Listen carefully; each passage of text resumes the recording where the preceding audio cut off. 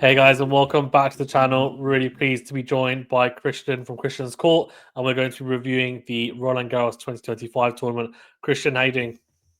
I'm doing great. Thank you so much for having me back on the channel. The last time we chatted, I can't remember what we talked about, but I remember it was a good conversation. So happy to be back for sure. Yeah, great to have you as well. So a lot going on at Roland Garros. You were saying that it's been a busy fortnight, but I would say two very exciting finals and two sides in the men's and women's that actually brought a lot of entertainment as well throughout the 2 weeks. Let's touch on the women's first because I think there's actually quite a lot to delve into on the women's as well, especially the final. What was your thoughts, I guess, on the final? Did you pick Coco Gauff to win? I know you're a big advocate for her.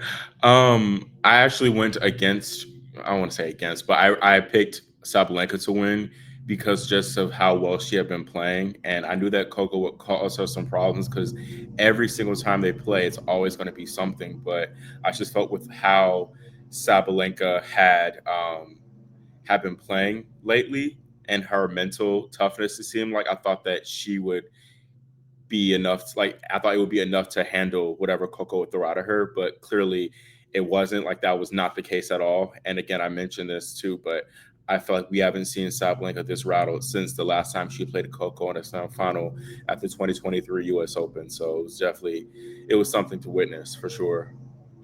Yeah, 100%. I think it was an interesting final, and like you, I'd picked Sabalenka.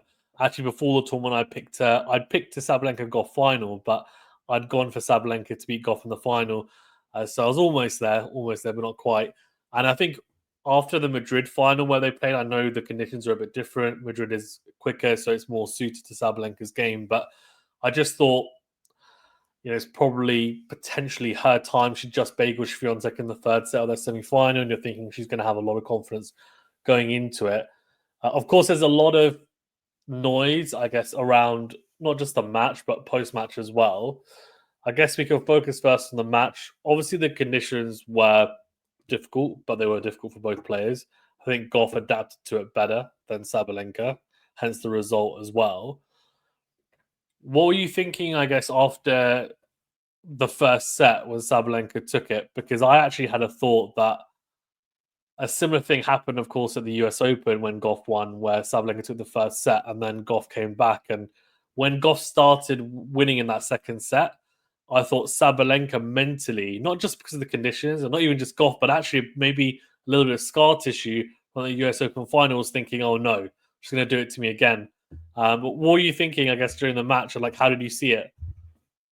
Yeah, I thought that initially I thought that Sabalenka being tested more in the first set would help her because, going through the runaway first set, like having it be dominant. Obviously, it can be great if she continues that. But we saw at the U.S. Open how she faced no adversity at all in the first set, and it looked like it was going to be well on the way to like a straight sets win. But then she got tested.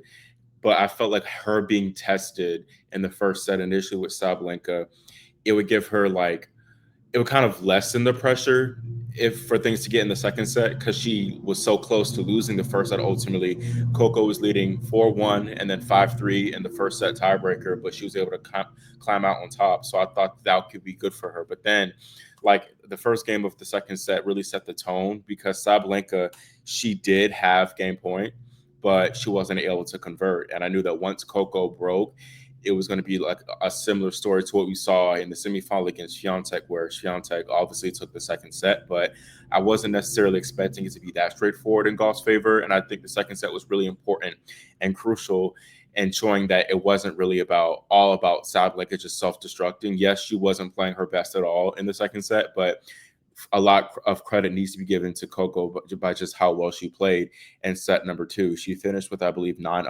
unforced errors to 9 winners.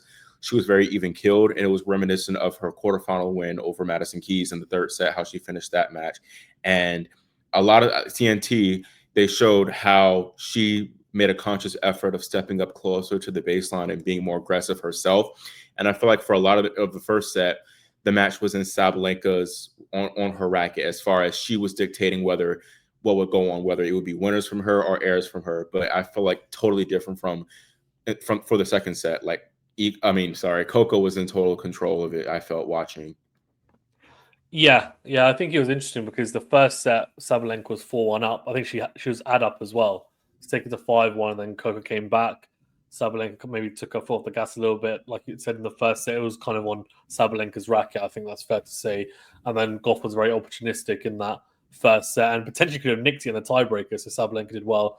But yeah, the second set was interesting because Gauff, especially on return, I felt like she was taking it on the returns more.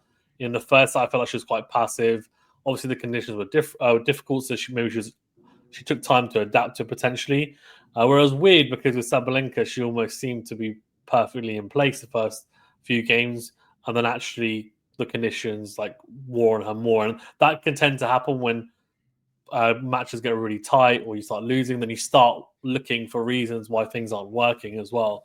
I think 70 unforced errors right in the end, probably a mixture of, yes, her not playing her best, I think it's fair to say, but also Gauff applying some pressure on her to make her try and go for more and potentially unraveling mentally in that sense. And she did say after that she didn't really handle the event or the moment emotionally well. Whereas with Gauff, actually, she was really good. One thing that I noticed after the first set tiebreak when she lost it was she looked at her box, but she just looked at them in a pretty calm, like defiant way, like, okay, yeah, not what I wanted, but we move on. Whereas sometimes when those types of sets happen, you can look at your box and you're going ballistic and you're not happy and you're really upset. And as you said, she had some chances. So that was great to see. I feel like she's really matured Mhm. as a player. And I mean, I don't know her personally, but it seems like as a person as well. I mean, she's very well spoken in the press conferences, and after speaking to her, like I did last year at Wimbledon as well, she's very well spoken, very thoughtful in the way that she speaks. Um, and to come back, I think, off that disappointment of the tiebreaker and play the way she did was really impressive. I guess the one thing from my perspective is that third set was almost like a one set shootout. I think she handled the moment really well, and she didn't. What she said after was really interesting. That she didn't let what Sabalenka was doing on the other side of the court in terms of shouting and getting frustrated really affect her, because Sabalenka tends to do that generally even when she's playing well, and then doesn't really affect her performance. So she did what she had to do. I thought she was a bit more aggressive. And then, to be honest, in these types of conditions, you are going to get misses. You are going to get balls that fall short because you're not going to be able to necessarily play like pretty tennis. And she said it herself, because the conditions are that bad that sometimes you just need to get a racket on it and feel like, okay, as long as I'm staying in the rally, give myself a chance in this point. If you're defending, especially, then it might be enough. And Sabalenka kind of obliged on a lot of those points because she didn't adapt at all, really. She just tries to go for more and more in tricky and tricky conditions, which is crazy. What did you see in terms of the like keys in the match from your perspective? Like, was there anything tactically that you noticed? Yeah, for sure. I noticed that. I mean, I kind of expected this from Coco, but her varying the spins from her forehand, and especially trying to get it up and high out of Sabalenka's strike zone on her backhand. I think that was a really successful strategy that she employed throughout, especially the second and third sets. Of course, I don't know if it's. I mean, it was a strategy, I guess, but her serving, instead of really trying to go when it was tight, at least, instead of her trying to go up and after and try to hit aces and not like rely on her ground strokes, she decided to dial it back. And it Yeah, wasn't like they weren't the best serves by any means, but they were clearly good enough. And she was able to get a few return errors from Sabalenka, which was interesting. And it just goes to show how that exemplifies really just how Coco handled the moment a lot better than Sabalenka, because that was definitely a game that Sabalenka really honestly should have won, that 4-5, that final 4-5 game. I So agree. Yeah. yeah, so I think that was ultimately a smart decision from Coco, not really giving Sabalenka much in terms of double faults. Also, just the slices sometimes. I know there was one point in particular, like it ended with a crazy like forehand slice from Coco. Yeah, Yeah, that you was know exactly weird. what I'm talking about. Yeah. Yeah, just being able to throw Sabalenka off her game and rhythm wise with that was a very smart strategy. And yeah, I think the biggest one of all is, of course, we all know like using her. athleticism to her advantage and being able to make Sabalenka play so many different shots. And her passing shots are so good. And I'm Yeah. just thinking in mind of like at 6'5", when she broke at 6'5" to level it in the first set to bring it to a tiebreaker, Sabalenka hit a overhead smash and Coco hit a backhand winner down the line. Like stuff like that, even though she didn't win the first set, that gets in your opponent's head. And Sabalenka, she's fine at net. She's solid, but I think Coco in her defense put extra pressure on her to try to make the perfect volley, and a lot of times she didn't make the perfect volley. So yeah, what about you?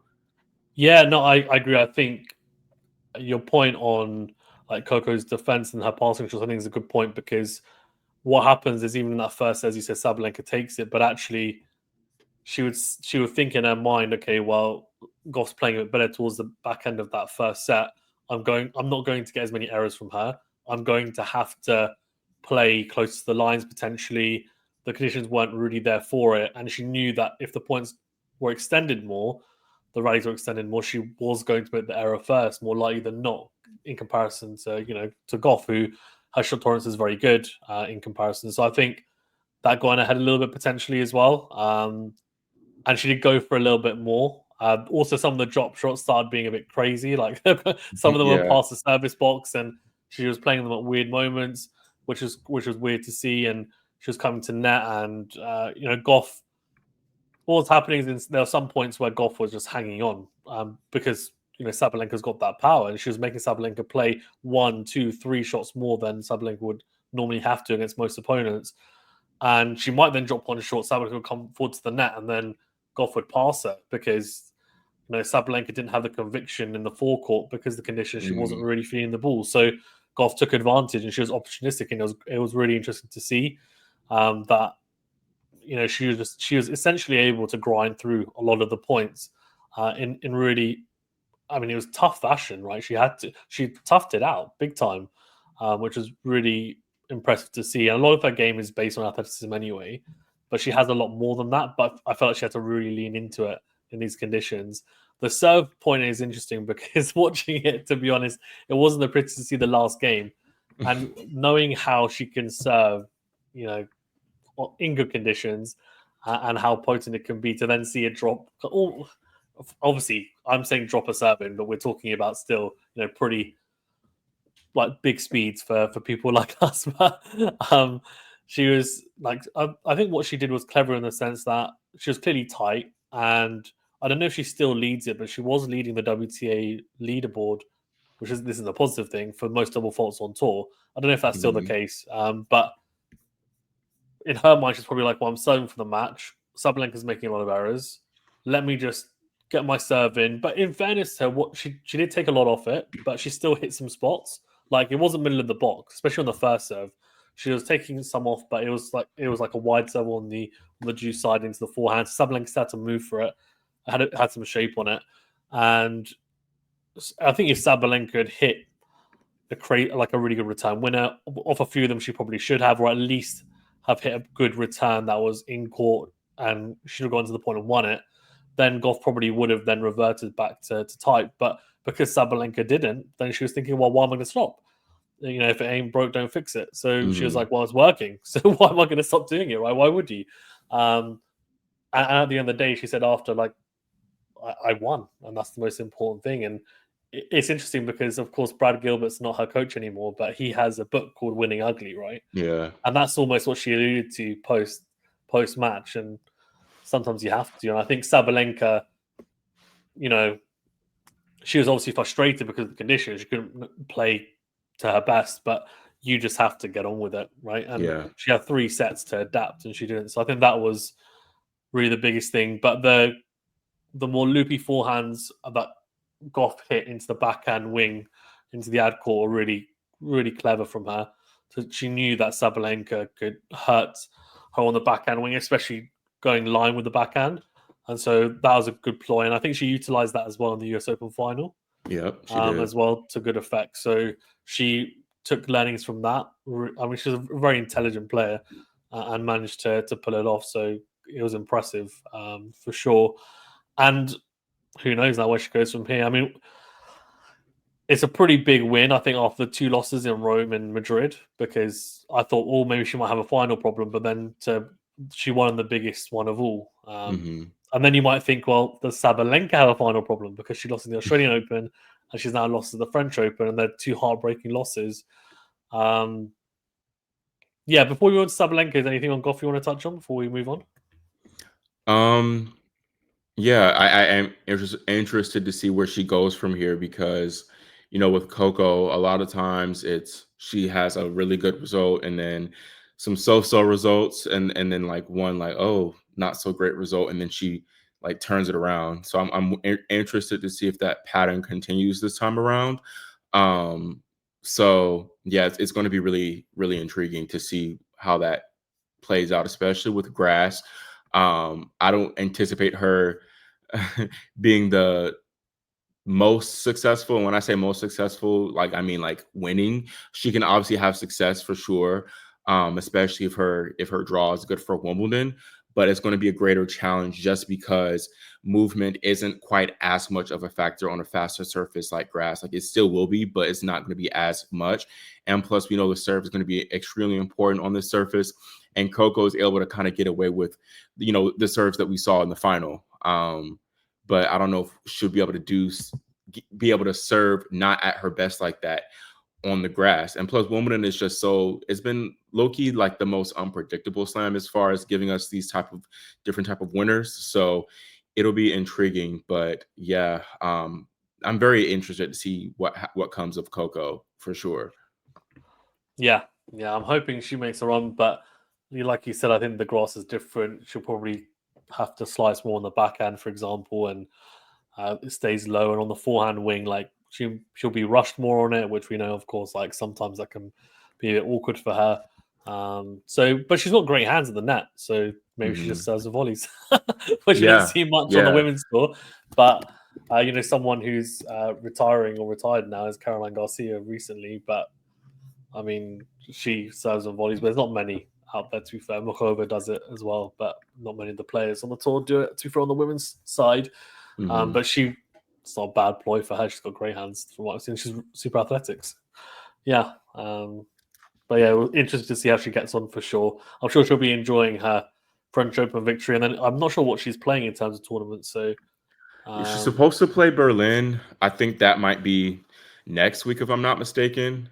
yes, I think it is. Yeah. Which is such a crazy turnaround. like we're expecting her to play Berlin and Alcaraz to play Queens after that final, which is Queens, which is next week for him. Like the tennis schedule is so punishing, and I wish grass season was much longer than what it is. But I mean, this is what has to be done. But yeah, 100%. I mean, the women's event for Queens, which is the inaugural tournament, it started today. So yeah. So if Gauff was playing Queens, she would have pulled out by now because she would have realized, like, I'm not going to be able to play that. Right. So that turnaround is crazy. Unless you've lost in the first week, you're not really going to be going and playing Queens, which is a bit of a shame.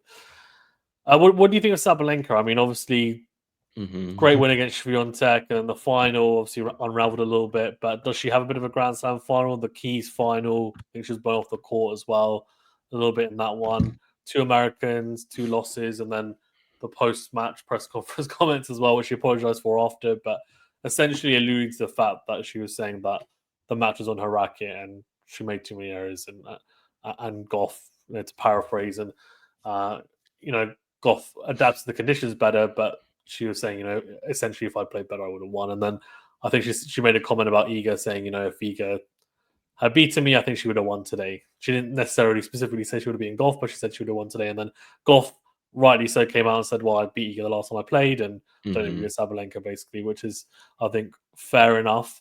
Sabalenka apologized after about it as well, and maybe it was here at the moment, but clearly struggling, I think, with the loss. What are your thoughts?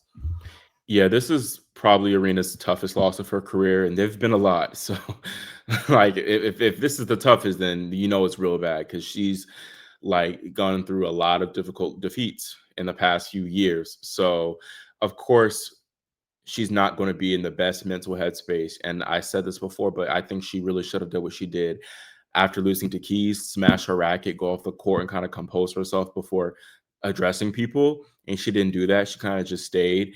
And I feel like it was reflected in her comments, but Sabalenka maybe didn't think of Coco in the highest regard as far as her game style, which it's reflective of a lot of her Sabalenka's fans, because there's still a big notion that Sabalenka gifted Gauff the U.S. Open win, like trying to discredit and say that Coco didn't necessarily earn it herself through her own play, but more or less Sabalenka gifted it through her not so smart playing, which I don't think is fair. And initially, I kind of believe that in a sense, like, oh, if Sabalenka was much better, she would have won this. But I also have to think like it's Coco who forced her, in a sense, to not play as great by how well she problem solved. And Gauff, she didn't play her best to start both this French Open final and the US Open final. I think also it's going to be interesting to see how she moves from here, because I do think that she is like public enemy number one. I was not expecting to see this much backlash. Like everyone is like, it's very few people that are defending her, and that's not good. And we know that Sabalenka, she's very active on social media. So for her, I know she's seeing all this stuff, and that's why she ultimately had to make a statement addressing it. And yeah, I'm interested to see how she's received now in her matches as far as the public, especially in the US Open, where she is the defending champion. But obviously it's easy to criticize obviously her comments and then this loss, but you have to take into consideration just how well she has been playing this year. Making back-to-back finals is nothing to like sneeze at. And it's reminiscent of Serena Williams' 2016 season, where she also fell in the finals of Australian Open and Roland Garros, but she ultimately won Wimbledon. So it will be intriguing to see if she can replicate that and win Wimby, which I think the game suits her well. And she wasn't able to play last year. So I think this could be her time. Yeah, no, I agree. She definitely be a danger at Wimbledon with her game. Not many long rallies, I'm sure. I warn them for her, either winners or bust. But yeah, no, I agree. I think it's going to be interesting to see what the reception is for Sabalenka at Wimbledon. I'll try and be not too harsh on her. No, I'm not. I'm pretty good, to be fair, on the presses. So yeah, it'll be interesting to see just her, I guess, her demeanor, like how she handles the media as well. Like what's her mood like in the press room as well. And yeah, I mean, it's difficult because yes, I understand it's a tough loss, but I think the weird thing for her probably is that when she smashed her racket, when she lost the keys, there was backlash around that. So she probably saw that and was like, I'm not going to do that again. But then, as you said, maybe it would have been better. But then, so she didn't do that, and then it kind of bored up, and she's clearly struggling with it. And in her head, she's thinking, "Damn, like 2 finals, I was the favorite, should have won them. You know, I would have won two out the first 2 slams of the year. Instead, I'm walking away with nothing." But yeah, maybe she needs to call Serena and ask her for some advice for Yeah. 2016 and say, like, look, what do I do? How do I get the Wimbledon win? But I'm not sure she'll give the advice given that Coco's American. Yeah. Yeah, but we'll see how she gets on. We'll see how she gets on. What was your surprise package of the women's side? Because there are a couple. Yeah, of course, obviously Lois Boisson wasn't necessarily expecting that at all. I knew that through that Pagula section there would be a surprise because Jessie wasn't playing her best tennis, although she did play relatively well this tournament. But Boisson, she really did her big one. Like she did a good job. Other surprises, I wasn't really that surprised by Mboko's run to the third round. She showed good form, especially in Rome. Hailey Baptiste had a Yeah, good one as I was well. just about to say Hailey Baptiste made a good run to the fourth round. That was a great win over Haddad Maya, and yeah, really, really strong from her. Yeah, what about yours? Yeah. I mean, mine. I mean, Lois Bousson definitely the biggest one. I think she's ranked 360 or something before the French Open. And actually, I think I could be wrong, but I think it's the French Open girls champion or someone. Basically, someone had beaten Lois Bousson. Basically, who was a junior. I was looking at it, and obviously because she's been playing at that level, right, for a while, she got the wild card for this tournament and really lit it up, used the crowd as well to great effect. But yeah, Hailey Baptiste, I was really impressed with as well. I thought she played really well throughout this tournament. And Mboko, I wasn't too surprised about, like you said, because she's been playing some good tennis and really interesting talent. I'm intrigued to see how she gets on now moving forward.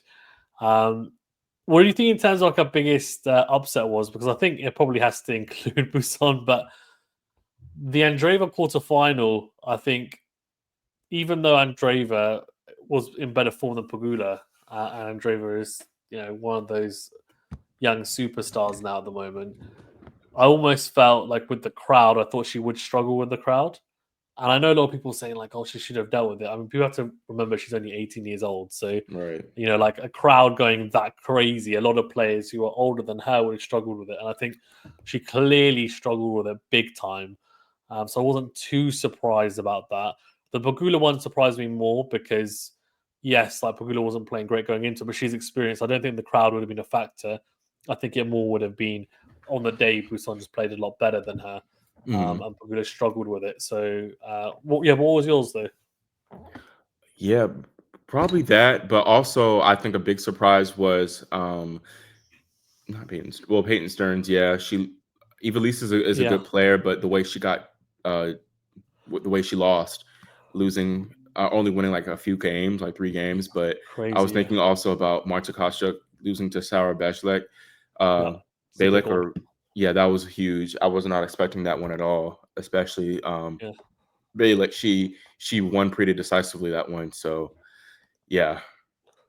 yeah. Kostyuk was like she ran Sabalenka really close, didn't she? I think it was in Rome as well. So Hmm. she's been playing some good tennis. So that was definitely a big one. Very one of those random results you get on day one when you look at it Hmm. and say, "Hey, what's happened there?" But sometimes it can happen. But yeah, I would say if we're talking about someone who maybe was the most disappointing, it might be someone along the lines of. I mean, Peyton Stearns as well had a really good clay court swing before the start. Even Elise, I know, can be like she's a very solid player and she had a good run at the Australian Open, but I didn't think if she was to beat Peyton Stearns, as you said, I don't think she would. I didn't think she would have done it just by losing a couple of games. I thought it would have been 3 sets or 2 really tight sets, but Hmm. Payson got blown away, which was crazy to see. I watched the match back of the highlights and I was thinking, whoa, what's going on here? It was very, very interesting to see. Um, but talking about disappointments, I mean, obviously, Iga was the reigning champion going into this. She looked pretty dominant up until the Sabalenka match. Not as dominant as she has done in the past, where she was bageling and breadsticking everyone en route to finals of Roland Garros in the past, but still pretty dominant. Hadn't lost a set up until the Sabalenka match, and then came up against Sabalenka, and Sabalenka eventually overpowered her. Uh, the bagel in the third set as well was crazy to witness, like to see someone of Swiatek's ilk get bageled in the third set. What's your view on, I guess, Swiatek's tournament, her level and form, and like, I guess the whole year so far? Like, what do you think is going to happen to her moving forward? Is this going to be a transition year, or do you think she'll pick it up somewhere? Because really, for me, the clay court season was going to be the opportunity, in my opinion, for her to finally find some really good form, win a tournament, maybe even 2, and then kick on. But it didn't happen really. Yeah, just thinking now is interesting because I think maybe Coco had the season we were anticipating, or clay season that we were anticipating Iga to have, and just her success in making the 2 back-to-back 1,000 finals in Madrid and Rome, and then obviously winning Roland Garros. I think that overall, obviously, she'll be very disappointed that she wasn't able to win a title, let alone make a final. But finals drought still continues for it's now over a year since she's made a final, and this was going to be her best shot at turning things around. But I do think she showed good signs, namely, the Rybakina win. She very well could have been. I think she was one flub missed volley from Rybakina away from losing like maybe 6-1, 6-3 or something, because Rybakina was really like on her. But also I think I was really impressed by her semifinal defeat still to Aryna Sabalenka, especially in the first 2 sets at least. Third set, not impressive. She definitely lost her intensity, as she talked about after the match. But I think her being able to really push the most informed player at that time, Sabalenka, that much is obviously a great sign for her. And it's just a matter of her being able to replicate that still on the other surfaces, which I think she can. I think the Australian Open was a positive sign for her, and literally holding a match point, coming within 1 point from defeating the eventual champion. So I think I definitely wouldn't be surprised at all if she picked up a big title or picked up a slam at the US Open. I think that's going to be her best bet. Don't see it happening for her at Wimbledon.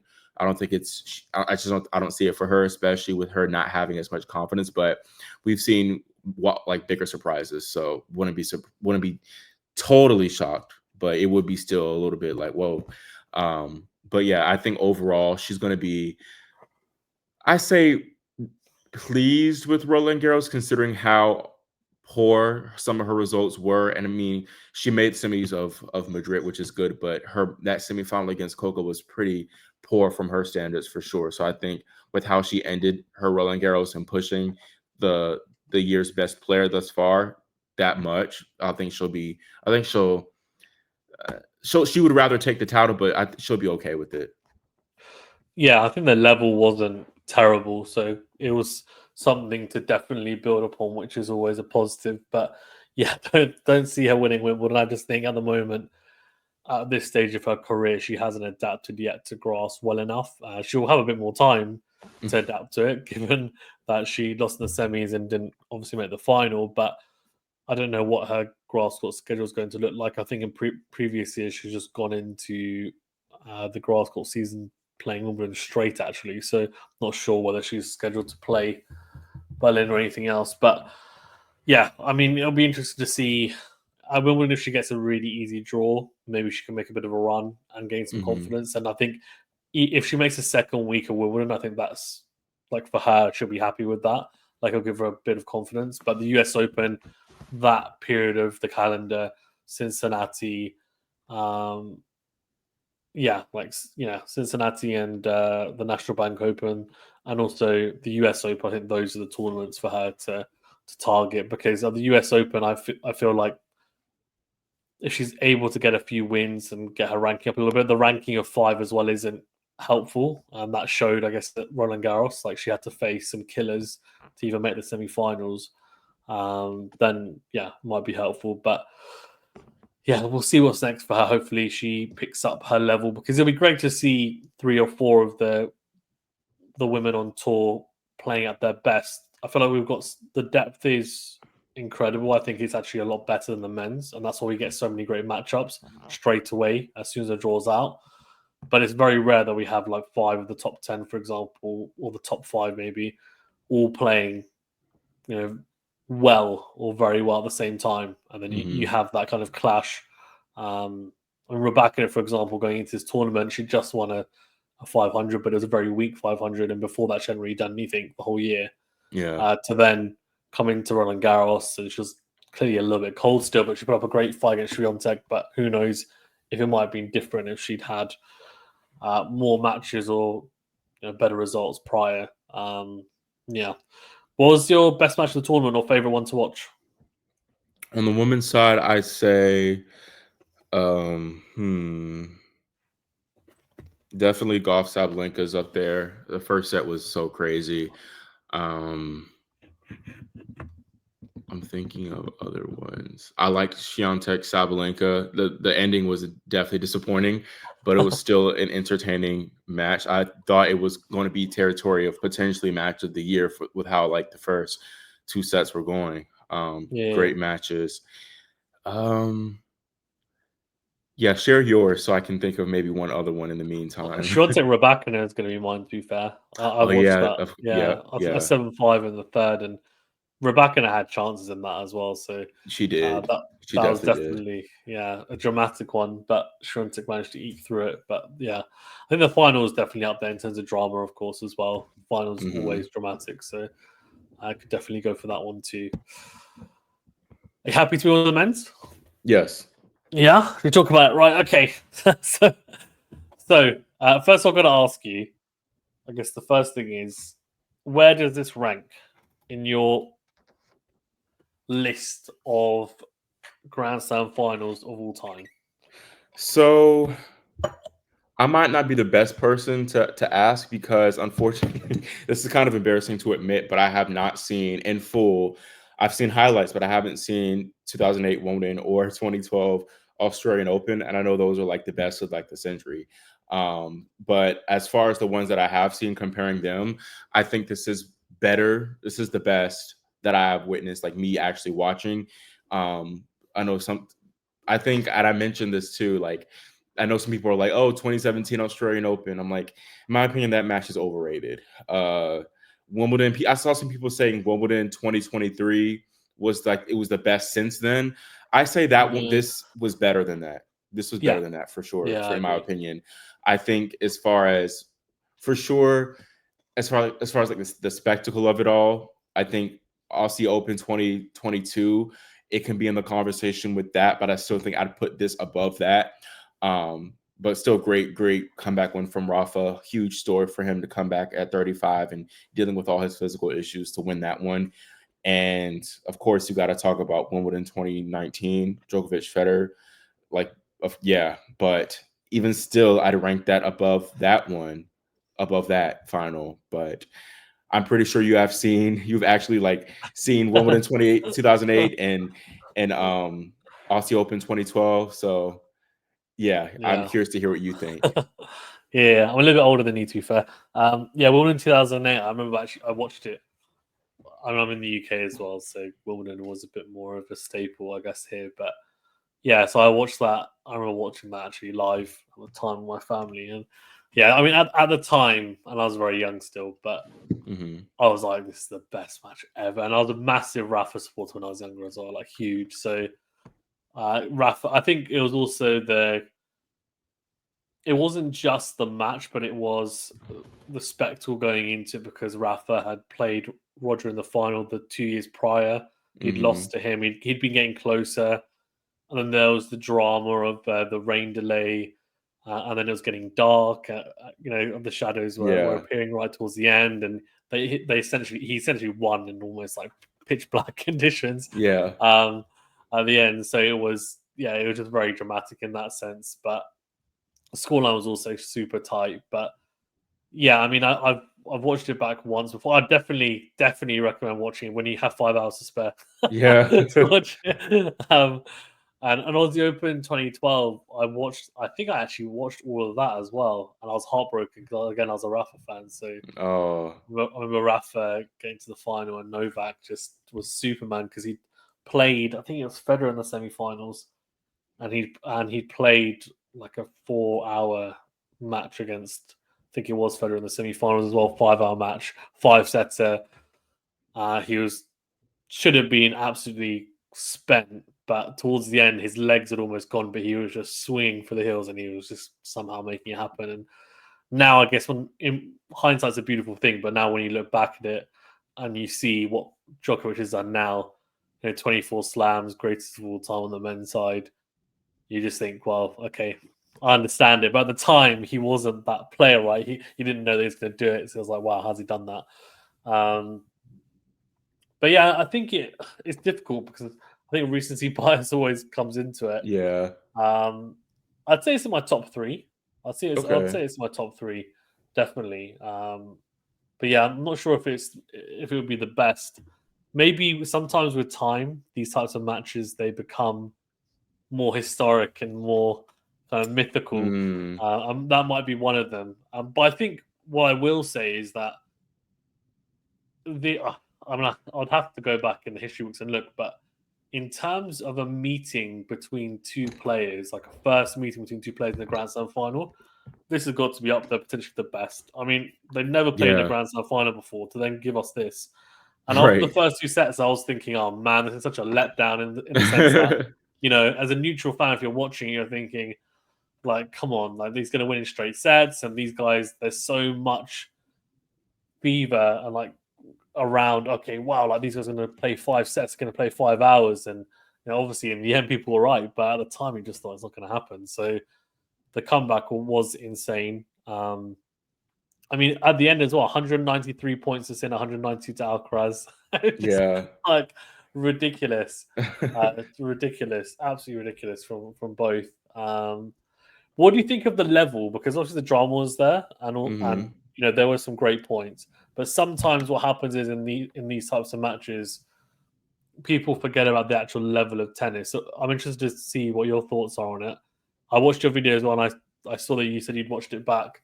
So when you watched it back, was the level as good as people like myself and others were saying? Like, was it really as high as it was perceived at the time? I actually think it might have been better than what I watched in real time. And I'm saying it because, like, honestly, I have to admit, like, I was watching from start to finish, but sometimes with these long matches, it's hard to like fully like watch every point in and point out. And I took the time to really do that on the second watch. And I wasn't the biggest fan of like the first few sets because of how like it seemed like Jannik was just gonna. It looked like he very well could have won this match in 3 sets, but I think, like, first of all, the first few games were tight. It was really high quality tennis, and watching it back, I think that it was more competitive than what even the scoreline entailed, and it was 6-4, 7-6, or at least 6-4. I feel like Carlos could have really won the first set watching it back, and I feel like even though it was 6-4, 5-2 for Sinner, a lot of the games were close, and I think for sure the best quality, which is interesting as far as like, I don't know if quality, but at least the most entertaining watching it back was the latter part of the fifth set, like the way it ended on a crescendo, which is like, we rarely see that in these type of matches. Normally it's a letdown, but it wasn't a letdown even in terms of the very last point. Alcaraz finishing it with the bang, like the forehand pass down the line, like you can't script a better ending. So I think it might have been even better again on the second watch for me. Yeah, I mean the first set was a weird one because I agree Yeah. with you. I think Alcaraz played. Obviously, they were on serve, so it's crazy to say it, but I think Alcaraz was playing maybe 5% better than Alcaraz in that. Sorry, Alcaraz was playing 5% better than Sinner in that first set. I hmm thought.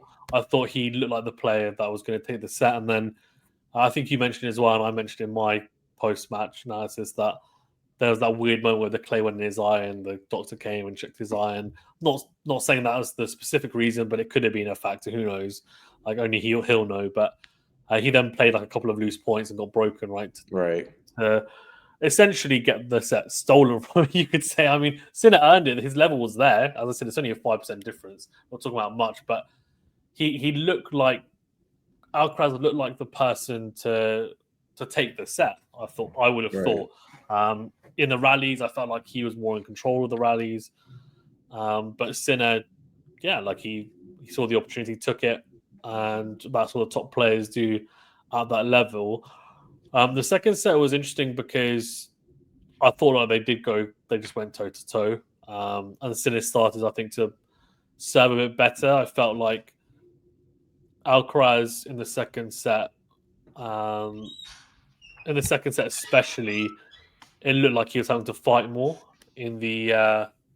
It looked like he was having to fight a lot more in his service hmm games than Sinner. Sinner was holding some service games pretty comfortably, but sometimes it's weird in tennis. Like the player that's holding the most comfortably is the one that gets broken first. Because almost they then miss a couple of first serves, and they're used to hitting all the first serves, and then actually, they're the one that gets broken as soon as the pressure's on, and the player who's having to hang on for dear life is just used to doing it every single game, so they get hmm through it. But yeah, it wasn't the case in that second set and that tiebreaker. And the tiebreaker, I think Alcaraz played. It wasn't a particularly good tiebreaker. Sinner was pretty clinical, I thought. But for me, actually, my favorite part of the match was actually that fourth set, towards the back end of the fourth set. So when Alcaraz, of course, saved the 3 championship points, then he broke him, and hmm just you could tell the crowd was going ballistic. They were like, "What is happening here?" I was watching it, thinking when it was 3 championship points, I just thought, "Look, this kid is unreal. He's so good." But against Sinner, like surely Sinner's just too good. Like he's going to take at least one of these 3 championship points. Yeah. He might be able to save 1. He might even be able to save 2, but I don't see him saving all 3. I get it was on his serve, fine. And I think it was he won 5 points in a row, and I think it was 4 out of 5 first serves he made, hmm which made a big difference. Sinner made a couple of forced errors with Alcaraz clipping the baseline a couple of times. There was a missed backhand, which I think he should have made, but that was a loose point. That can happen. You can forgive him for that one. But the other two, I think Alcaraz played. I mean, the first championship point, Sinner hits, I would say, like an 8 out of 10 backhand cross-court return, which has Alcaraz on the stretch. Like, he's open stance. He's essentially, like, I think he's almost past the tram lines, and he kind of jabs it back short. Sinner goes down the line with the backhand. You're thinking, like, Alcaraz is in trouble. And then he just hits this, like, loopy forehand that clips the baseline, and then Sinner just kind of jabs it back, and then Alcaraz is back in the rally, and he's on the front foot, and he gets the error. So he essentially came up clutch in those points, and it was, I guess, reminiscent of what we've seen from Carlos Alcaraz in Grand Slam finals before, a la the Wimbledon 2023 match with Djokovic, where in the real crunch moments, he just came out on top. And I think after in the presser, he said, I think he said something on the lines of, yeah, it's pressure, but it's a Grand Slam final. Like, I just need to, in those moments, I just thought I have to fight. And it's almost like, it's weird because sometimes when I hear him talk, I think, the pressure does get to him. And like, he's not invincible. Like, you almost feel like Sinner is the Iceman, like nothing phases him. And Alcaraz, he can be a bit more emotional. But actually, I feel like in these moments, especially on the big stage, on the final against the top players, he actually relishes it. Like, I don't even feel like it phases him, which is kind of crazy to say for someone of his age and in that scenario. But that's where I do get a bit of a Novak vibe, because we've seen Novak do in the past, like, against Federer, and, say match points and return winners and then come back and win matches at the US Open and at Wimbledon. And that's the vibe that I got from Carlos when he played it. And then the next game, to then break Sinner, he then steps up right inside the baseline on the second serve return. On the first return, he's basically on the baseline. He just goes like hell for leather on the return. And you're just thinking, it's ballsy. Like, it's really ballsy from him. And he's gone for it, and he's switched on. He uses the crowd like to great effect. And Sinner, I think after that set, really, after that fourth set, I mean, I don't want to say, but it seemed like he was scared. It always seemed like he was like, what has just happened? Like, what is going on? He's coming back here, and like, I don't know what's happening. And I felt like the 3-month layoff could have then played a bit of a part in the fifth set, potentially. I thought it was going to. And also there was a stat where I think it was like any match that he's played past, I think it's like 4 hours and 44 minutes or something, he's lost all of those matches. Basically. Yeah, I saw that too. And I was thinking, well, yeah, that's fine, but this Jannik is a bit different. Like, his conditioning is better. Like, he's filled out a little bit. I think he doesn't really get cramps anymore much. It's not really a big issue. But yeah, I mean, the fifth set, even like as you said, Carlos serving for it, and then Jannik breaks him, somehow finds something. I thought the fifth set, Carlos was going to take it. As soon as he broke, I was like, that's it, done. Yeah. Like, no way. Jannik's amazing, but like the heartbreaker of the 3 championship points, he was then serving for the match, wasn't able to get it done. Carlos has basically like broken him. That's it. Like, he's broken him mentally. Fifth set's done. Especially because I think Carlos broke him in his opening game as well. So I was thinking, this is it. Like, it's done.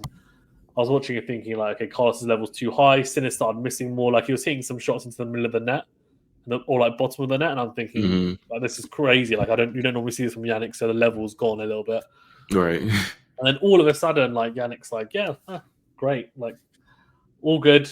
I'll just step up when I really need it the most and to break him back. And I was thinking, okay, the only thing that was potentially missing was the final set tiebreaker. Like, if we'd gotten like a 12-10, 14-12 tiebreaker, but that's me being greedy, the championship tiebreaker, then I would have been like, oh my gosh, no, then it would have been real, like, edge of your seat. But because Alcaraz came out and played such a perfect tiebreaker, I mean, he was 7-love up, and he didn't put a foot wrong really in the tiebreaker. And it's hard to say. I mean, Jannik made some mistakes in that championship tiebreaker, but most of those points, Carlos just won them rather than Jannik lost them. And the way they finished off at the end was just, it was a fitting way to end, I think, a ridiculously good match. I mean, I was doing the commentary on our channel for it, and No, sorry, I was watching actually someone else doing the commentary for the channel. And I was watching it though live, and I did watch every point. And I was just thinking, and I was in disbelief, to be honest, from the fourth set onwards. I was like, no way, because Carlos had never come from 2 sets to love down. Right, and to do it He just in a slam final and save match points, like that's unbelievable. It really is. yeah, like 3 match against your biggest rival. Like there's no better time to do it. But yeah. But after rewatching it, then what were your thoughts in terms of like, do you see any tactics, anything that kind of crept out? As far as tactics, I mean, it's a bit tough because I don't know. I guess this quantifies as somewhat of tactics, but I think, well, first of all, I think both guys, towards like the fourth set and on, they were adamant of trying to use their backhand as a big weapon and going up the line. I think that helped Carlos claw back into the match. I believe in the third or fourth set, maybe both, to be honest. I think that was a strong strategy for really both guys. I think that as far as I think Jannik did a great job of being aggressive and coming forward and trying to take balls out of the air in the net, really flexing his improved net skills. That helped him a lot in the opening 2 sets for sure. And I think that Carlos, we all know that he has a whole bunch of like bags of tricks and stuff like that, different shots, varying the heights and spins and stuff. But I think he did a great job of kind of just stepping up and taking it to Jannik, not backing off, really being the first one to be the first big ball striker in a lot of these rallies, especially like from the 4th and 5th sets when he mounted that comeback. I was really, really impressed by that. I thought that both guys did a great job of returning well, and at different points they did well to step up and return, like being more aggressive on the return. And back to that earlier point I made about Carlos stepping up. Initially, for the first set, Jannik was winning 29 out of the 43 points, where the rallies were within 1 to 4 shots, I believe. And looking towards the end of the match, that statistic shifted in Carlos's favor towards the end, and that goes to show just how much success he had in changing things and trying to take more initiative, for sure. Yeah, I think he definitely played better first strike tennis towards the back end of the match. I do wonder whether there was a slight physical toll on Jannik, because I mean, even Carlos started utilizing the drop shot towards the back end of the match more. In the first 2 sets, it was almost neutralized, to be honest. I mean, he didn't play many at all, and then when he did, Jannik put it away because Jannik was almost trying to hug the baseline to not give it up and dictating the points. And like as you said, Carlos then started to dictate more. He went for a little bit more, was a bit more proactive in the rallies, and I think that probably came from also his serve and return being more potent, to give himself the opportunity to actually play more calculated aggression, I like to call it, in some of those points. And then the drop shot was there when Jannik's legs looked a bit wobbly in the 5th set and potentially in the 4th set as well, and he used it to better effect as well with the variety. But yeah, it was great to see Jannik come to the net, and also Carlos, we know he's going to come to the net and he has that variety as well. But yeah, I mean, I think it's interesting because going into it, I was thinking Carlos would win because of the variety, because of that. But his style of play, I actually don't think is necessarily the most suited to clay. I think it's more suited to hard court or to actually even grass. But actually on clay, he's still got the weapons to really beat almost anyone on the tour, and just shows how good his general game is, which is crazy to see. I guess before we wrap up on the Sinner Alcaraz match, what do you think in terms of mentally? Like, how much does this have an effect, do you think, on Sinner moving forward? He seemed to be very level-headed, and it probably didn't help Sabalenka's case that he was so gracious in defeat Sinner post-match. But what did you think in terms of his comments and potentially what it might mean for moving forward? I think, to be honest, I don't think it affects him moving forward, at least against other players. I think he'll continue to really dominate everyone else except for Carlos. it would come back to haunt him again if he faces Carlos and he's in a winning position and things are tight. I think he'll definitely have PTSD, at least until he gets over that hump. Really, he might always have it whenever he faces Carlos now. So we'll just have to wait and see. But I mean, perhaps it could bleed in. He could second guess himself in other high stake matches against really tough opposition. But I don't see it really like derailing things as much as it might Sabalenka. I honestly think that he'll fare better than Sabalenka would. I just as far as handling it, and again, it's a different story when you have, you know, with Sabalenka, all the amount of backlash and criticism she's faced on top of already losing such a heartbreaking final. Like I hope she's really doing well on her Mykonos vacation and blocking everything out as much as possible. But yeah, it'll be interesting for sure to see how he handles it. But I think he'll be okay. Yeah, I think so too. To be honest, he won the Australian Open as well, and I think he said in the post match on court interview that, you know, if someone had told him he would be in the final of Roland Garros, you know, after everything that happened with a 3-month ban, then he would have taken it. Right.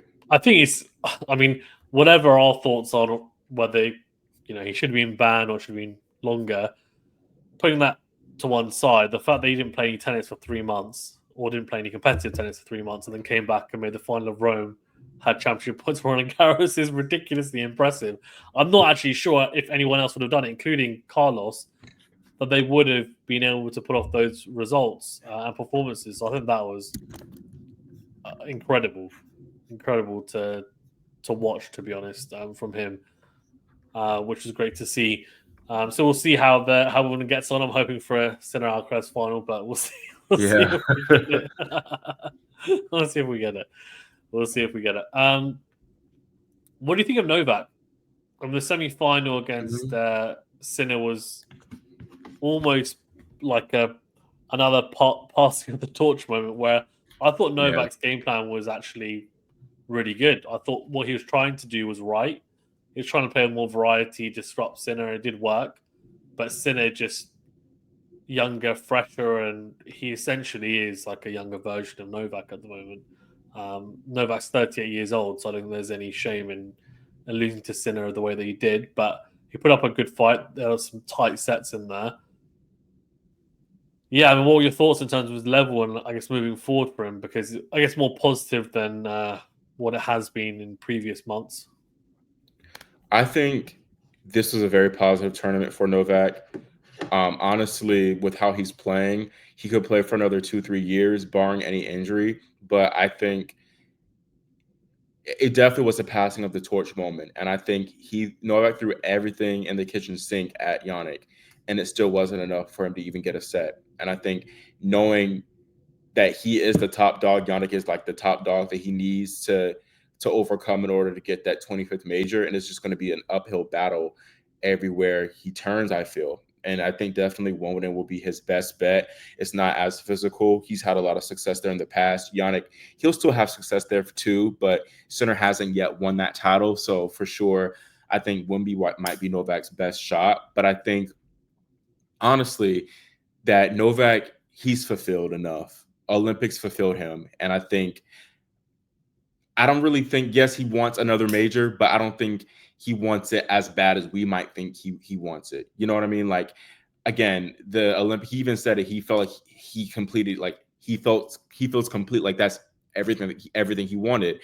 And I think it was more important for him. Well, I don't know, more important, but it was very important for him that he was received how he was in that semifinal. He talked about it in the press conference. That's why he ultimately and made that really, really emotional farewell. It might very well be the last time he sees the crowd, but just the overwhelming emotions of actually receiving a lot of fanfare. He hasn't been used to that for much of his career, especially in the wings of Nadal and Federer, who are such beloved icons of the sport. And now that Novak is feeling that love, it meant a lot to him. And I think, you know, he even said it himself, like, playing such a strong match, getting that crowd support against the world's best, that's like kind of like the perfect farewell for him in that sense. So overall, again, I think he can go for a few more, but it's the two biggest things is just motivation and his body. Yeah, 100%. I think if he doesn't win a slam this year, I think he'll retire. That's how I see it happening. Could be wrong. He could potentially, even if he doesn't win one this year, he could wait until maybe like. I wonder if he would maybe retire the Australian Open actually potentially. That's what I was the thinking most too. success. Yeah, I don't think he'd want to go out like how he did, retiring to Zverev, and he was low key booed off the court. I think he definitely wants a better end to his AO career. Yeah. So maybe that's the tournament. Maybe we should try and get media accreditation for that. All the way to Australia, longest flight possible for us here in the UK. Yeah, I mean, it'll be interesting to see what he does. I don't think he is planning on playing any tournaments before Wimbledon, from my knowledge. But yeah, we'll see. I mean, I don't think he really needs to, in the sense that he's playing on grass so much. A few practice matches on the grass, and he'll be good to go. I'm sure, knowing him. The now gen, Christian, what do you think? Has their time passed now? Sinner and Alcaraz won the last 6 slams. Do you see anyone stopping them for the rest of this year, and like even moving forward? I mean, who's going to beat them? Because the now gen isn't Draper and Musetti. The now gen I'm talking about is Medvedev, Tsitsipas, right? Ruud. Medvedev's won one, but can you win another one? For example, Zverev. These guys. Dimitrov, I guess, is a bit older, but these guys like. Do you think their time's passed? Do you think they actually have a chance of winning a slam? I think Zverev was very disappointing. He'll be very disappointed with that match against Novak.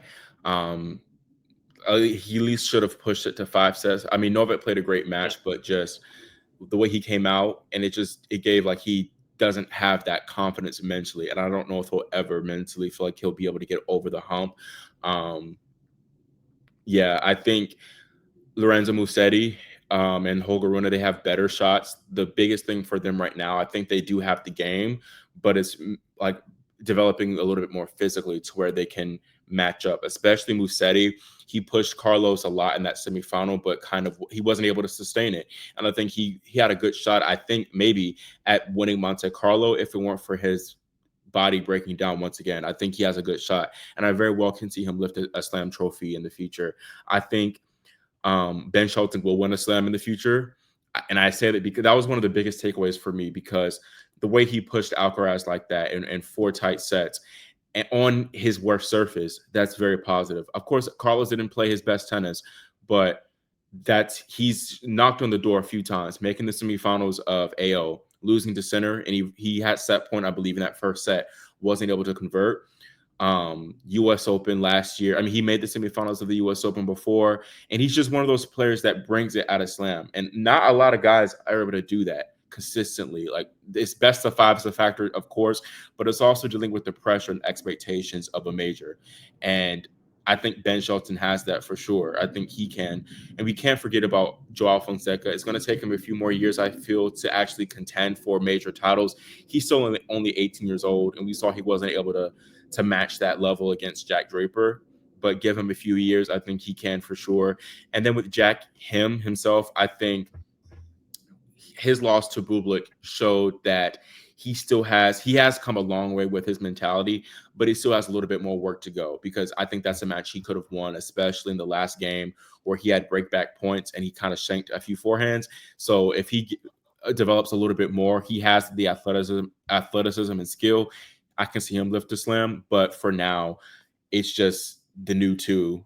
Answering your other question about the other guys as far as Tsitsipas, I don't see it for Tsitsipas, but it is a positive thing that he now has Garn in his box. So we'll see how that plays out. Ruud, don't see it for Ruud. I don't see it for Casper Ruud. And unfortunately, I do not see it for my guy Medvedev either. And I think I predicted him to win US Open before the year started. Not the brightest prediction. Obviously, things can change, but I don't see it, unfortunately, for him. I don't. Yeah, that's fair. Yeah, Zverev, historically, Zverev has been my pick for one of the slams in like the last 2-3 years, and then this year I just was like, no, I'm not picking him because he disappointed me so much. I was like, every time I think he's going to win one, surely he's going to win one. finally he's going to win one, and he just doesn't do it. So I was like, you know what, not picking you. Yeah, I think it's going to be really difficult for the now gen. Those guys, I just almost feel like they had a very small window when they could have won. I think a lot of these players had. I mean, Rude has made Grand Slam finals, but I don't think he's really had a chance in those Grand Slam finals. Like if we look at those Grand Slam finals that he was in, I don't look at those and say, "Oh, you know what? I think he could have done better." I'm like, you know what? He was just outplayed on the day. Yeah. But Carlos Alcaraz in 2022, that was probably his best opportunity. If he'd come out and absolutely redlined against an Alcaraz who was very raw at the time, maybe Alcaraz played well, he stepped up as he did even at that age. Then he played Novak and Rafa, right, at Roland Garros. And at the time, both players were playing too well, I think, for him to beat. Since the past, though, I mean, people forget, but he was 2 sets to 1 up against Novak in that Roland Garros final. So he was playing some really good tennis at the time. And I think mentally he kind of dropped off, and obviously Novak picked up his level. But that was I think his opportunity. It's a tough one because obviously it was still Novak, but at the time Novak on clay was not as good as Novak at the Australian Open, which of course 2023 I think it was. Tsitsipas played in the final. I don't think he had a chance in that one, in all honesty. And then Medvedev, I don't know. I think he's just struggling with the balls, the conditions. I think he's trying different things, and I love like his personality, and like he's very honest, brutally honest in the presses as well. But I find it difficult to see with like how the game's moved, like how he is able to get through an Alcaraz and a Sinner, and then potentially play a Zverev or someone like that. It's difficult to see him win those matches consecutively. I know he beat Sinner last year at Wimbledon, but Sinner was, I don't want to make excuses, but Sinner was, I mean, he was hurling all over the place because he was sick. So Yeah. I don't think that you can really take too much from that. So we'll see. For me, actually, if at Wimbledon, I'm looking forward to seeing Ben Shelton and Jack Draper, the 2 big serving lefties. Yeah. I think they're going to cause massive issues. And yeah, Ben, I think I was super impressed with his match against Alcaraz. I thought, considering clay is his worst surface, I was really impressed because I don't think he's had a particularly good clay court swing up until Roland Garros, and then to come out and play the way he did and show that level, I think was a real positive. So I was very impressed with that, and he should be so deadly on the grass, like with his serve. Like it should be really difficult to beat him. Serve and forehand, he's got really good hands in the net, like really good touch. I don't see why he shouldn't be like destroying people on the grass, and we've seen like Draper's going to probably do that as well. He's won Queens before as well, but yeah, interesting to see if Ben can do the same as well moving forward, because those two are going to cause some damage. Even Musetti made a semis last year at Wimbledon, so yeah, in finals of Queens. Exactly, yeah. So interesting to see if he can do something as well, but. He played a great level. I mean, that first against Alcaraz was like mind-boggling. I was like, "Whoa!" I was not expecting that. And then the physical issues he had were a big shame. I don't think he would have won it. Still, Yeah, me he neither. could have gone to 5, but I just think that's something for him to work on. Right, the physical side of things. We've seen Sinner's bulked up a little bit conditioning wise. He's had to work on that. I think it's something for Musetti to work on because he's been 2 sets to love up against Novak before, and then he's capitulated and had those types of physical issues as well in the past. Yeah. Apart from that, then who impressed you the most? Though, apart from like the people we mentioned, anyone that stands out? Aside from Ben Shelton, I'm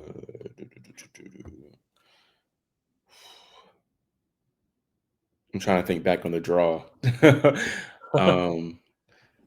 Actually, I mean, obviously Bublik, that was a great run that he had to the quarterfinals, especially with his come from behind win over de Minaur. He came back from 2 sets to love down. That was very shocking. That's crazy. Yeah. And I expected de Minaur to go at least make the quarterfinals because he had a strong clay season. So for Bublik to come out and do that on historically his worst surface was really impressive. That's definitely one that surprised me and impressed me for sure. Yeah. No, Also, oh 100%. yeah, Francis Tiafoe. Francis Tiafoe was impressive. Yeah. His opposition, it wasn't necessarily he didn't have the toughest draw, Yeah. but I think he still played a solid. He played great tennis, especially beating Korda, and he had a strong match against Musetti in the quarterfinals, which was a contentious match, but I think he still played well. So I think him Oh, taking yeah. What's your thoughts on that? Actually, that's interesting. On yeah, the default situation. I don't think he should have been defaulted, but I think the tennis governing body should take this and actually make revise the rules to where it's more clear because there's still Yeah. so much gray area around 100%. what actually quantifies as a default in this situation. Because you have that, and then you look back at Novak, Yeah. and it doesn't age well. Like there's no way Yeah. if Musetti wasn't defaulted, there's no way Djokovic should have been defaulted. Yeah. So and then too, you have Miyu Kato who was defaulted too. It's not a good look, and yeah. What about you? Yeah. No, yeah, I agree. I think it's too subjective. I think they need to, given that there's now some live cases where it's happened and the treatments have been different, they need to clarify like what is the actual ruling on it. I mean, there's obviously the historical one as well. Like Tim Henman did something similar and hit the ball. I think it was he hit ball girl, and then he was defaulted as well. So I think like it's a weird one because I think not the problem, but the difference between this one and the Novak one, there's not really much in it to be honest, is that in the Novak one, the lines woman like reacted as if she'd been shot, and then this one just didn't move. this one literally, Yeah. this one literally was like, "Oh, what happened? Nothing." I like, "Oh, didn't even feel that." And the one with Novak's one was like, "Oh my gosh, I like you've like assaulted me." So I think Mhm. that didn't help Novak's case definitely. Maybe if this one, for example, had reacted the same way, Musetti might be in trouble. But because this line judge just didn't even move, didn't even flinch. To be honest, you're like, okay, well, no issue, right? And that's kind of, I think, probably what the chairman boy thought. But I agree there has to be clearer ruling because you can't just base it on a reaction. Um, I can understand why Francis was a little bit frustrated, obviously, probably in the heat of losing as well. But yeah, I agree. I don't think he should have been defaulted. I mean, I don't want to rewrite history, but I don't know whether Novak should have been defaulted either, given that if you watch it back, he clearly wasn't doing it intentionally. So, yeah, but it's one of those things that they need to clearly sort out in the rulings, and then hopefully moving forward, there's less of these contentious moments. And then, like, you don't want players like, for example, TFO thinking that he's been hard done by, right? That's not great as Right. well, and not fair to him. Did you have a biggest upset? I can tell you mine if you want. Mine was Casper losing to Nuno Borges, which is a very random loss. I know Casper was carrying an injury as well, but Mhm. I thought that was a big shock given Casper's clay court credentials and Roland Garros credentials. For me, it's a basic pick, but it's still going to be Bublik Draper, um, Yeah, just because of how well he just demolished Fonseca the round prior, and I thought that Bublik would feel it a little bit coming off the tough, um, five setter against Demonor, but he came out and performed really well. So um, I think who else lost? His name is Enrique Rocha. yeah, yeah. I forgot who he beat, but I feel like that was an upset. Who did he beat? I don't know actually. He beat Menji, I think. Oh yes, He he beat did. him Yeah, from 2 sets, and he beat him from 2 sets to love down. That was really surprising. in the first round, right? I think it was as well. Yeah, or I think it was the Yeah, second round. oh, it was the second round. Yeah, okay. Yeah, that's a. I mean, Menzik had actually had a pretty good clay court season as well, so He did. that was surprising. Which I didn't think he would. I didn't think he would have a good clay court season. I didn't think he was ready. His game was there yet, but surprised me, and then I guess proved me right in the Roland Garros. But yeah, unfortunate for him. But yeah, interesting to see. Cool, Christian. Thanks for being on. Before we do go, just in case we don't speak before Wimbledon, what are your early picks for Wimbledon, men's and women's? um, Sinner Sabalenka. Sinner, two S's. Nice. Sinner Sabalenka. Okay. What about Nice. you? I think, yeah, I think Sabalenka, I think for me, And then it's difficult. I think Alcaraz winning it 3 years in a row is, even for him, I think it's tough. Yeah, I I think it's agree. tough, man. I think it's really tough. The draw's going to play a big part as well, because if he gets some big hitters early doors, he could lose on grass, especially. I know he likes to party. I don't know. Have you watched a documentary of him?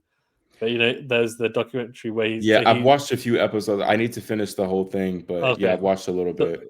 so there's a section where last year he, I think it might be the year before actually, he was partying hard and lost to Draper in the first round of Queens, and then because he'd basically not practiced at all, and he'd like gone to Ibiza, he was partying, and then he rocked up and like he'd basically not touched his racket, and then lost to Draper in the first round, and obviously went on to win Wimbledon, so it was all good. But yeah, I wonder about his partying post Roland Garros, how big that party's going to be. Yeah, I think I'm going to go for Jannik as well.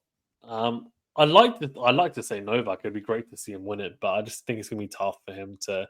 He'd have to come through at least one of Jannik or Carlos, and then he could play. I don't think Zverev's going to do anything in Wimbledon, but he can't. He had, probably potentially has to come through like a Medvedev as well, a Draper or a Shelton, which is going to be tough for him. Even I know historically speaking, he's been really good against big servers, but I think at the age he's at now on grass, I know he's a seasoned veteran. I think it's going to be tough though still for him in terms of like just being a battle anyway. Might get through it, but it might be hard on the body. But we'll see. We'll see. Christian, thanks for being on. I appreciate it. Anything you want to touch on before we wrap it up? Not really. Thank you so much for having me. I'm very excited to see what you have in store for Wimbledon coverage. I know you're going to ask a lot of great questions. So yeah, I'm really intrigued to see how it plays out. It's going to be a really interesting one. The turnaround time again is not that long, very short turnaround, but we're right back at it because tennis never stops. Yeah, exactly. That's tell me. Oh my god, it's like a couple of weeks. No, I appreciate it. I really do. If you've got any questions that you want me to ask, let me know. Keep in touch. For sure. Especially for like Coco or anyone as well. I'm happy to potentially ask them. I mean, always good to get some questions and thoughts on it on players. But yeah, hopefully it goes well. We snagged quite a few 101s as well actually last year, so I'm hoping we can this year as well. It's tough with the top players, Hmm. but you never know. Who knows? Maybe we can grab a few more this year. But yeah, thanks very much, guys. Stay safe. Well, make sure you do, if you haven't already, check out Christian's channel, Christian's Court, and we'll see you very soon.